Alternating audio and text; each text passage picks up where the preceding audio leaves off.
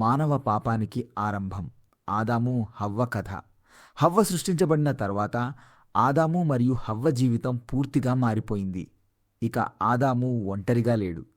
దేవుడు వారిని ఏదేను తోటలో ఉంచి ప్రతిరోజూ తన సన్నిధిలో జీవించే ఆశీర్వాదాన్ని ఇచ్చాడు. ఆ తోటలో ప్రతి ఉదయం కొత్త వెలుగుతో మొదలయ్యేది. పక్షుల కిలకిలారావాలు, గాలిలో ఊగే చెట్లు, నదుల మృదువైన శబ్దం అన్నీ దేవుని మహిమను ప్రకటించేవి. ఆదాము హవ్వ తోటలో సంచరిస్తూ, జంతువులతో ఆడుకుంటూ, చెట్ల ఫలాలు తింటూ ఆనందంగా జీవించారు. వారికి శ్రమ తెలియదు, భయం తెలియదు, పాపం తెలియదు. వారు నిర్దోషులుగా, పరిశుద్ధంగా ఉన్నారు. దేవుడు వారితో మాట్లాడినప్పుడు వారు స్నేహితునితో మాట్లాడినట్టే ఆనందంగా స్పందించేవారు. కాని దేవుడు వారికి ఒక ఆజ్ఞ ఇచ్చాడు. ఈ తోటలోని ప్రతి చెట్టు ఫలాన్ని మీరు తినవచ్చు, కానీ మంచి చెడు తెలియజేసే వృక్షపు ఫలం మాత్రం తినకూడదు. ఆ ఫలం తిన్న రోజున మీరు తప్పకుండా చనిపోతారు. ఆ మాట వారికి స్పష్టంగా తెలుసు. వారు ఆ చెట్టును గౌరవంగా దూరం పెట్టేవారు. ఒకరోజు హవ్వ తోటలో ఒంటరిగా నడుస్తూ ఉండగా ఆ నిషిద్ధ వృక్షం దగ్గరకొచ్చింది. ఆ సమయంలో ఒక సర్పం ఆమె దగ్గరకొచ్చింది. అది సాధారణ జంతువులా కాదు, చాలా చతురంగా, మాయగా మాట్లాడింది.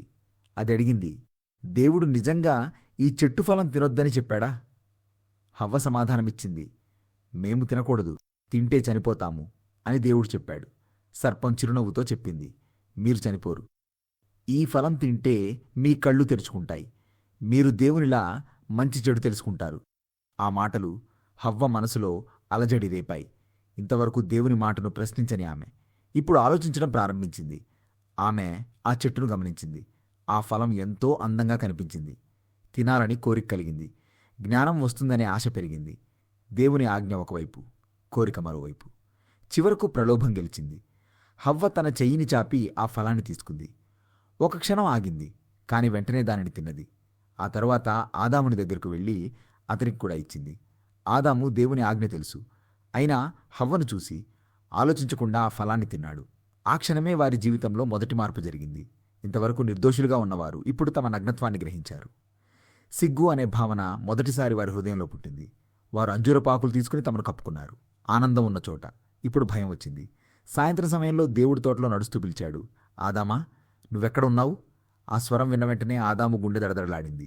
ఇంతవరకు దేవుని స్వరం ఆనందం ఇచ్చేది, ఇప్పుడు భయాన్ని కలిగించింది. ఆదాము దాగి చెప్పాడు, నేను నగ్నంగా ఉన్నాను ప్రభువా, అందుకే దాగాను. దేవుడు అడిగాడు, నువ్వు తినకూడదని చెప్పిన చెట్టు ఫలం తిన్నావా? ఆదాము వెంటనే బాధ్యతను తప్పించాడు. నాతో ఉన్న స్త్రీ ఇచ్చింది, నేను తిన్నాను. దేవుడు హవ్వను చూశాడు. ఆమె చెప్పింది, సర్పం మోసం చేసింది, నేను తిన్నాను.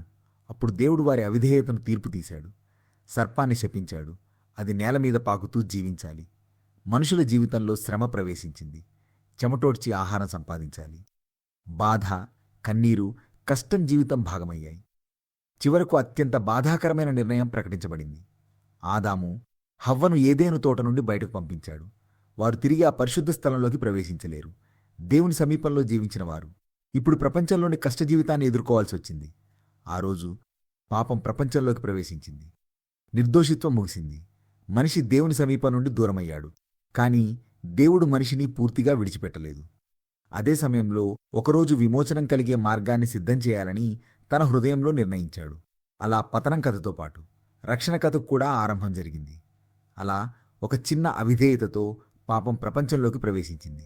If you like this story, subscribe for more Bible stories.